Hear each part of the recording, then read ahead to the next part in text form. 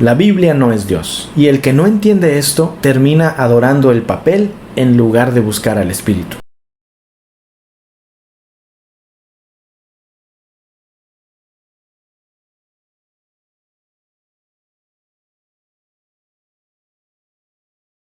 Capítulo 2. Sobre la Biblia y su interpretación.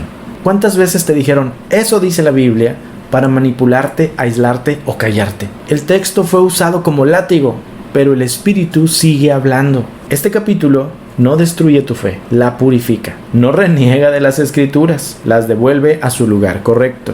Porque el discernimiento no es rebelión, es madurez espiritual. Tienes que reconocer que la Biblia ha sido usada para liberar, pero también para oprimir, para sanar, pero también para herir. No es el texto en sí lo que salva o lo que condena, sino el espíritu con el que se lee, con el que se interpreta y con el que se aplica. Pero Yeshua mismo lo advirtió en Juan 5:39. Escudriñen las Escrituras porque piensan que en ellas tienen vida eterna y ellas son las que dan testimonio de mí, pero no quieren venir a mí para tener vida. Tenemos que saber que el texto puede señalar el camino, pero no es el camino. Pablo en 2 Corintios 3:6 nos dice que la letra puede instruir, pero si no hay espíritu, entonces la letra mata. Por eso este capítulo no es un ataque a la Escritura, sino un llamado urgente a interpretarla como lo hubiera hecho Yeshua, con misericordia, con discernimiento y con los ojos bien abiertos al corazón del Padre. Artículo 2.1. La Biblia no es Dios ni es perfecta. Reconocemos que la Biblia fue escrita por seres humanos limitados, en contextos culturales y políticos específicos influenciados por su visión del mundo. Contiene luz divina, pero también oscuridad humana. Su valor no está en su perfección, sino en el testimonio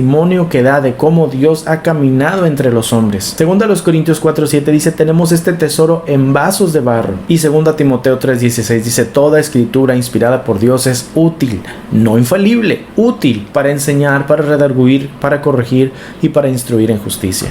Artículo 2.2. La verdadera inspiración refleja el carácter de Dios. No todo lo que está en la Biblia revela el corazón de Dios. Discernimos como inspiradas las palabras que encarnan amor, justicia, humildad y misericordia, pues ese es el carácter de aquel al que estamos siguiendo. Primera de Juan 4:8 dice, el que no ama no ha conocido a Dios porque Dios es amor. Y Oseas 6:6 dice, misericordia quiero, no sacrificios. Artículo 2.3. El discernimiento es parte de una fe adulta.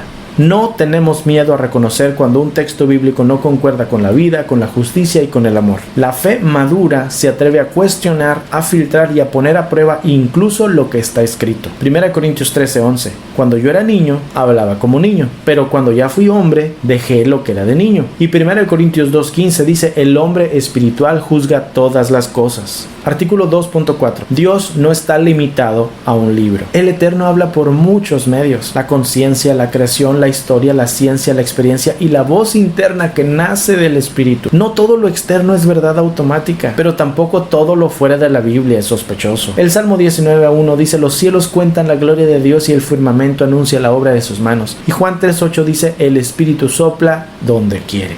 Artículo 2.5. Rechazamos el uso de la Biblia como una arma. Cuando la Escritura se convierte en instrumento de juicio, culpa o control, se ha pervertido su propósito. Ninguna verdad puede ser usada para aplastar al otro y seguir siendo verdad. Juan 3:17 dice, porque el Hijo del Hombre no vino para condenar al mundo, sino para que el mundo sea salvo por él. Y Mateo 7:2 dice, con la vara que miden serán medidos. Artículo 2.6. Leemos con conciencia histórica y cultural. No todo mandato bíblico es aplicable el día de hoy. No todo relato es un modelo. Hay leyes dadas para pueblos específicos en contextos específicos. Y hay principios eternos que siguen brillando. El discernimiento consiste en saber distinguir entre ambos. 2 Corintios 3:6 dice, la letra mata, pero el espíritu da vida. Y 1 Tesalonicenses 5:21 dice, examínenlo todo y retengan lo bueno.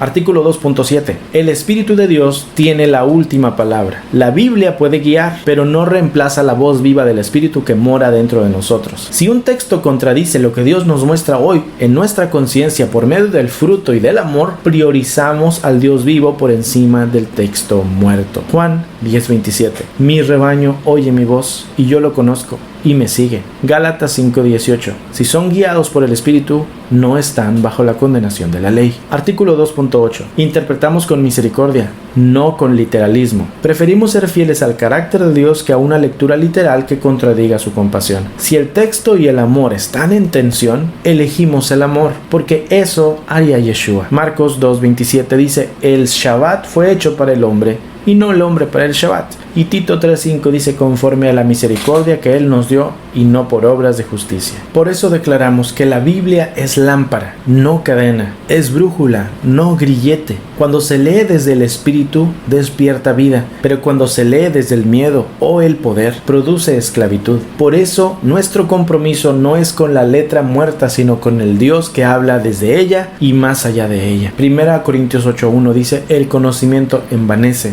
pero el amor edifica. El Dios vivo sigue hablando, y donde hay espíritu, hay libertad para interpretar, desaprender y volver a escuchar.